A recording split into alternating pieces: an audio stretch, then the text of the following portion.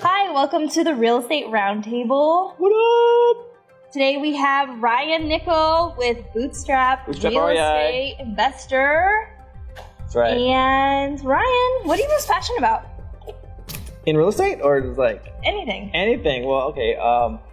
Honestly, like my biggest passion is spending time with my family, like being a dad. Like we just got back from doing a week in Vegas. Every 90 days we go on vacations, and that's really what I'm passionate about. That's awesome. Just being there with my kids. Spending quality time with your kids. Totally. And kind of being there when they grow up. Yep. When it comes to real estate, what gets you up in the morning? Well, originally when I was like broke and on food stamps, I was like, I gotta pay the bills. Right. Like that fear motivated me every single morning. Like I gotta get up and just hit the ground and just go and not come back until like I got like, a bird in the hand. Yeah. Yeah. Something like that. Now it's not so much that. Like I don't have like that fear like waking me up in the middle of the night, like get out of bed, go work, Now it's like, how can I help people? And my focus originally was focusing like, how can I help people get started in real estate? And I thought I've done like a pretty good job doing that. Yeah, you just had something come out on your website, right? That kind of mentors people through the whole process. Totally just giving it back. Totally, yeah. BootstrapREI.com. It's a free resource. It shows you from start to finish how to get a deal, find it, talk to the person, get it under contract. All that's there as a resource. Right now, I've taken like a step back because I looked at like last year, I went into just totally helping the investor. And I realized my focus was shifted and I neglected the actual buyer, or not the buyer, the actual seller themselves. Oh. Like that's really what I'm passionate about because I lost my house to foreclosure in 2010. Right. We got kicked out the day after Christmas. Like, I know what that goes like. That's what really traumatic. It sucked. My wife was pregnant with our second kid. My daughter's a year old. I'm like, this is like horrible. What's happening? Like I'm passionate about helping those families. And so I got a guy just referred me a deal. We're closing on it on Friday. This lady's like, look, I can't afford my house anymore. I heard that you can help me. Please, can you help me? And like, that's really what I'm passionate about. And I make money in the process, so that's always, Perfect. Plus. How do you turn negatives to positives? We all have negatives. This is how I think about it. So, like, it's a wheel. Okay. And the wheel's constantly turning. So if I'm on the negative side, if I'm on the bottom, well, guess what? I'm going to be right back on the top again. Cool. So it's just a cycle. So I just got to either wait it out if it's like a negative like downturn in my business or, whatever. Yeah. Or if it's just like a negative person, well, I just avoid that person. Good idea. Sorry, dude, you're toxic, I'm out. Partners, yay or nay? Yay. I've made more money with partnerships than I have with just going alone. There's an old saying, I don't know if it's true. I mean, I don't know what it exactly is, but it's like an African proverb I heard.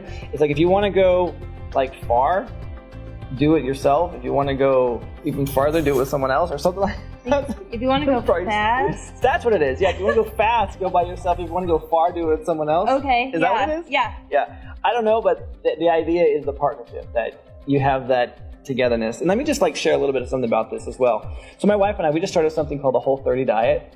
It sucks.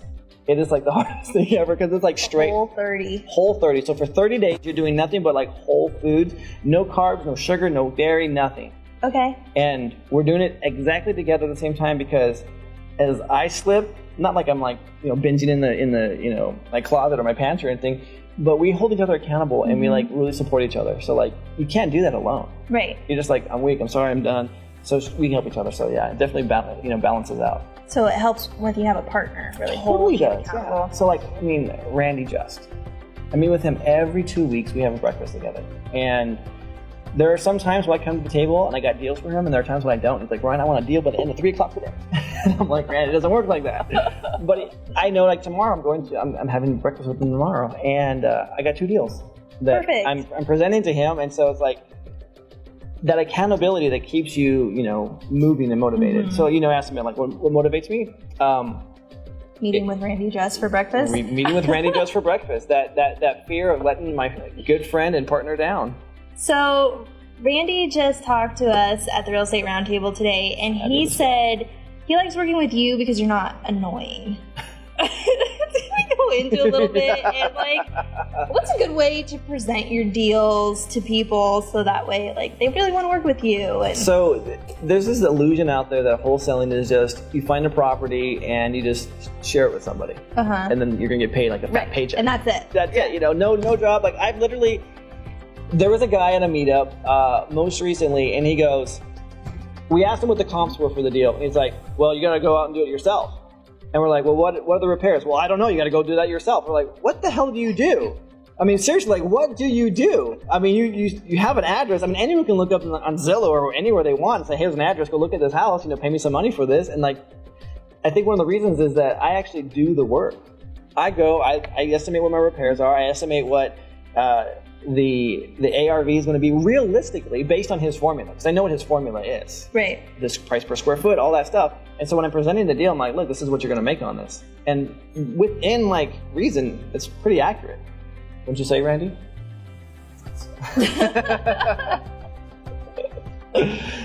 Let's talk about social media. All right. You do Motivational Monday and Flashcard Fridays. What gave you the inspiration to do that? Oh gosh, that's a really good question. So, talking about these meetings with Randy, I said, hey, I got these flashcards. It's actually right here. These flashcards right here. These are also really great to do role playing with your accountability partners. Yeah, we recommend at least 5 to 15 minutes a day role playing, and just pull out a card and 5 minutes a day is all it takes. 5 minutes a day. Yeah. bootstraprei.com/flashcards. And you can follow him on Instagram and Facebook, and he talks about these flashcards as well. So these were an idea that I had about a year ago, and then we started having these breakfast meetings with Randy. And I said, hey, I'm going to put these flashcards together. And I said, I'm going to call them Flashcard Tuesday. He's like, that's a stupid idea. He's like, you need to have Flashcard Friday. And I'm like, oh, that's a great idea. So if you actually go back, you'll see that my very first one was on a Tuesday. Oh, really? It was. And because I was all proud, I went to show him at like our breakfast lunch or our breakfast meetup. And so that's where that came from, the Flashcard Fridays. Cool. And what about Motivational Monday? So Motivational Monday, it came from the fact that I was looking at that there were just a segment of my page that I wanted to meet, that I wanted to influence, that I wanted to be able to encourage them to just go out there and continue to do stuff. Okay. And I thought that by me just posting my deals so before Motivational Monday, let's take a step back. I had a day in the life of a real estate investor. Oh, okay. And it was every single day for 150 days. Wow. The good, the bad, the ugly. I mean, there were times where I'm like... Was it like live video, or was it just pictures? Or... No, it was like video. Okay. Yeah. It was like either of a phone call with the seller, or just getting hung up on the seller, and just some of it's just like raw, just like me just pissed off, just failures. Yeah, like I think I cried in a few of them. I'm like, this sucks, this is so hard. This is back when I was like really struggling still. Right. And a lot of people just reached out to me like, this is so valuable. I'm so glad you did this. I started running out of content. I'm like, I'm becoming repetitive here. Right. And so what I did was I have coaching students, and then not everyone could coach with me. So Motivational Monday became that aspect. Oh, okay. It was like, you know what? This was the most valuable lesson that I saw from the coaching experience that I had with my students this week. I'm going to share this with the group. Perfect. And so that's kind of where that came from. Awesome. And do you get a lot of people coming onto your live video and asking you questions? I do. And I'm not the best at sitting there and waiting for it because there's a delay. Right. And so I've had people say, hey, why don't you just do it at the designated time so we know you're going to come on and we can ask you these questions. Right. And I haven't formalized it yet, but I think what I want to do is maybe have them submit the questions beforehand, and I'll just have them ready to go. That's something Mike's doing as well, yeah. Oh, cool, yeah. And but I don't think that'll be a Motivational Monday. That'll be something different. Okay. That'll be like a Question Wednesday. I really liked your post, your bird box. I was like, yes, this guy's winning. So, what gave you, what's the thought process behind that one? I was like... So a long time ago, I used to be a social media manager for a lady that has a multi-million-dollar company, and she's in multiple continents. And so I managed like all these different continents. And one thing I learned early on was that when you're doing social media, you have to find something that's relevant to the general population that has nothing to do with what you're doing, but try to tie it back in. Right. And so I never saw Bird Box. I still haven't seen it. But I've seen enough of it like show up on my news feeds, and I see like the stupid teenage girl that's like bird boxing in her car and crashed it. I'm like, who the heck? What's going on? So I got the idea at that point. I'm like, you know what? I'm gonna bird box this because it was in the social consciousness. Right. And so because everyone was talking about it and thinking about it, that's why I decided to do that. So the picture on Instagram is him blindfolded, holding a contract? A contract and $4,000 in cash. And all hundreds. And he's in front of his car, and it says, I buy houses. And what was the caption? It says, me bird boxing my next deal. People loved it, though, right? Did you get a lot of comments? That's probably one of my more favorite ones. I got the most likes and shares, I would say. But again, you're tapping into the social movement, the social conversation that's happening right there, and so you're able to like sneak your way into it. And if I were a little bit more strategic about it, I probably would have like did a lot more hashtags like Bird Box and Netflix and stuff like that. Okay. Who took that picture? My wife. She's like, "What are you doing?" So your meetup's tomorrow. Right. Tell us a little bit about your meetup. Okay, so it's every third Tuesday in Marysville, where my meetup's at, and I gotta tell you, Jen, I've struggled with this thing for a long time. Okay. Like I've had it, and Randy could tell you, and Eric can tell you that, I do it, and then I'm like, I'm done with it, guys.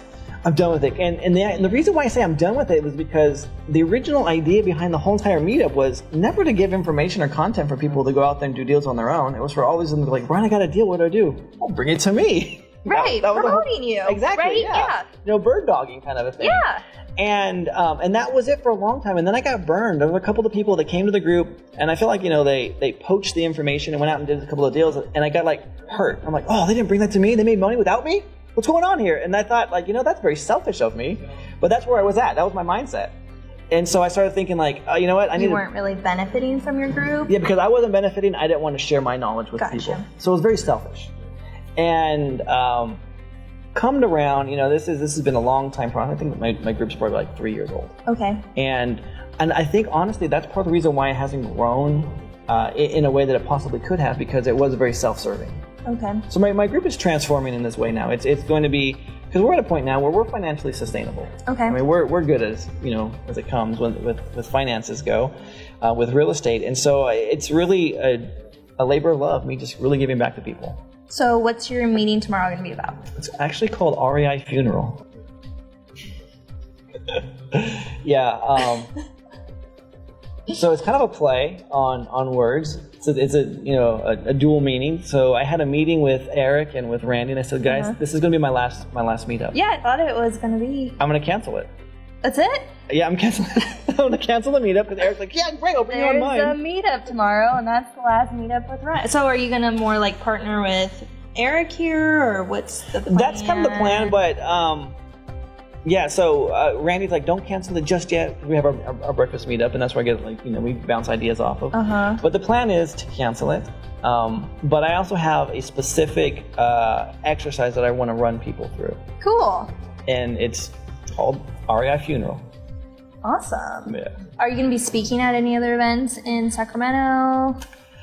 I don't know. It's one of those things where Eric wants me to come every quarter, and I have no problem doing that. I love doing that. Yeah. I think that's probably would be I don't want to oversaturate myself. Mm-hmm. And at the same time, I want to practice what I preach. I don't want to be out there the guy that's the talking head that says, oh, I do this and I do that, and then really behind the scenes, I'm like, crap, I don't got a deal. So I actually want to be that guy. More work on your business. Yeah, because when I look at my numbers last year, it was our best year to date since we've been doing this business for 4 years. But I focused a lot of time and energy on the coaching, the mentoring, and I realized that a lot of my deals came from my own private work that I want to get back into doing. Okay. Yeah, and you even posted some stuff about your cash flow on social media. Yeah. What was kind of the idea behind that? Kind of holding you accountable to your $10,000 cash flow a month goal? Yeah. So last year we sold multiple properties. And as we sold those properties, our cash flow, because they were cash flowing properties, went down, and then we lost one in the campfire. Okay. Yeah, so we were once sustainable financially, where it was our cash flow covered all of our monthly expenses. So right now, and that was about $6,000 a month. We're at, I think, $4,200 is what it is. But we got six figures just hanging out in the bank today. So it's I'm not going to go broke overnight. Right. But that's when I realized, when I'm looking at my numbers, and I should say, if you don't know your numbers, you just have a hobby. You don't have a business. Businesses know their numbers. And when I'm looking at my numbers, I'm going, okay, I actually need to get back into my actual business here with my marketing, my promoting, all that stuff of the actual nickel properties, not bootstrap REI, and to build that machine. And that's part of I would say that's probably my biggest downfalls, is being a one-man shop. I don't have these systems in place. Oh, okay. Because the cash flow keeps coming in. I'm like, you know what? I'll just get another house, and that cash flow will cover that hole. Right. And I'll get another house, and the cash flow will keep on building up, and I don't have to worry about these, these peaks and valleys that happen in a business when you're not marketing consistently. Right. And so now I'm looking at my business, and I'm like, okay, I got to get right back into this again. What made you decide to post your numbers on social media, though? I'm very transparent.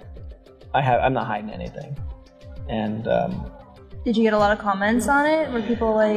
Yeah, well, I got 2 comments.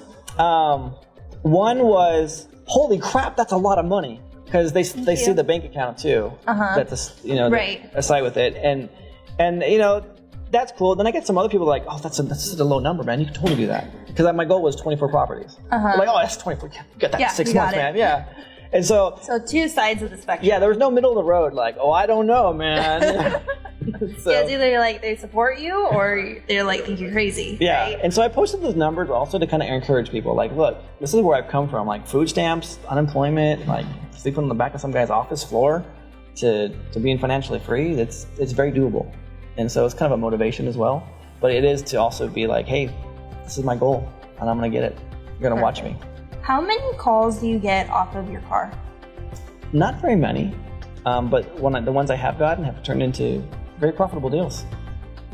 We've closed 2 last year that were, to me, over $20,000 in personal revenue. So he puts "I buy houses" on the back of his truck with his phone number. Yeah, and I think all of in the 2 or 3 years that I've had it, I think I've only received 5 phone calls. Wow. Yeah. Pretty good close ratio though, I closed 2 of 5. And that advertising cost, what it cost you $97. When I didn't have it, I was like, I don't know if I'm going to be able to do this. Yeah, I was struggling to even come up with that. So. You also have 2 books. Yeah, I do. Defend Yourself from Foreclosure. And the other one is How to Buy Your House in a Bad Market. How to Sell Your House When It Won't Sell. How your house, yeah. The market that we're going into right now.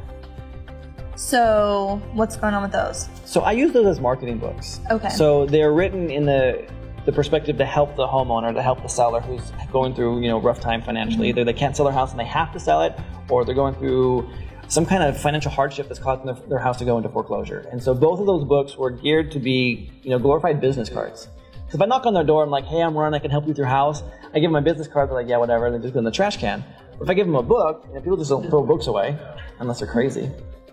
So that's the reason why I wrote those books. I wanted to be, there's this philosophy out there that he who educates dominates. And so that's what I wanted to do, is I wanted to educate my end consumer, who is the seller of the house, to lead them logically to the natural conclusion that I'm the person named to sell their house to. And the book does all of the heavy lifting for me. If you were just going to start as a real estate investor right now, what would you tell yourself? Right now? That's a great question. I would tell myself to probably do what I'm actually doing right now, is to only focus on actions that lead to dollars. So dollar productive activities. Calling, marketing, all the stuff. Like today I was telling my wife, because we do have quite a bit of properties. We have you saw it's on the yeah. I think it's all on his social media. Yeah. So I think right now we have 15, and we're adding a 16th property on Friday. And I spent literally 3 hours today, because we were gone for 10 days, going through all of my mail, making sure all of my tenants paid their rents on time, doing all that stuff myself, the P&L. And I'm like, crap, man, this is not making me any money. And I told my wife, I'm like, I need to hire a part-time bookkeeper or somebody to go in there and do that aspect of the business, because every time I open up a letter or something, or look to make sure the mortgages were paid, I'm like, crap, this is time away from me prospecting and calling on somebody. Instead of making money, you're just kind of managing. Right. And then that's kind of the poor man mentality that I've had, is growing up into the business that I'm at, is that you started from scratch, you started broke, and so you had to do it. Yeah. You don't have a choice. And so I have a real hard time not letting go, but just realizing what I need to let go of. Mm-hmm. And so that's kind of the realization today. I'm like, crap, okay, this is where I'm at. So that's what I would tell myself, is get out there and do what makes the money only. Perfect. Yeah. Awesome. How do you like the Real Estate Roundtable, and what's this group really done for you? Well, this is my first time. No. Yeah, actually, I think it is. This is my first time actually coming as a participant, as not a participant. Yeah. Yeah, I'm actually a spectator tonight. This is one of the most connected groups that I've been to. I mean, they are, they're informative. The guys that come are very well, they do a lot. Oh yeah, you know Randy? I know Randy, yeah. Randy does a lot. I mean, no, honestly, the caliber of people that come here and that are doing, deals in the market right now today, they come and they're networking. I'm really impressed, actually. I mean, he's really has built this thing up to where it's like, I enjoy coming. It's funny. It's educational. You have a great part in it as well. Thank you. But no, I'm serious. Like, and Eric is he's someone to emulate. He's a very good delegator. And very good. And this is one thing that I look at myself and I'm like, crap, I talked to you about my meetup. I'm a one-man show. I'm the Ryan Nichols show. And because of that, I've stunted my own growth. And I'm looking at like Eric, he's just exploded. And the reason why is because he's built this community of people that feel like they belong. Mm-hmm. And that's that you're a part of it and that you want to participate. Yeah. And, the group is all of us adding to the group, right? And that's what it is, yeah. Mm-hmm. So you have this compound effect that's happening. And so it's just, that's what I love about it. And I'm always surprised. At one point, I'm like, oh, he's going to run out of ideas because I'm thinking about myself. Like, I ran out of ideas. But I'm like, no, he's not. He's like coming up with new ideas and better ideas. And I'm like, that's what I love about it. It's always innovative, and there's always just new people coming that are just really, helping it to grow and blossom. Cool. Yeah. Hey, thank you so much for your time. Oh, it's my pleasure. Thank you. Perfect.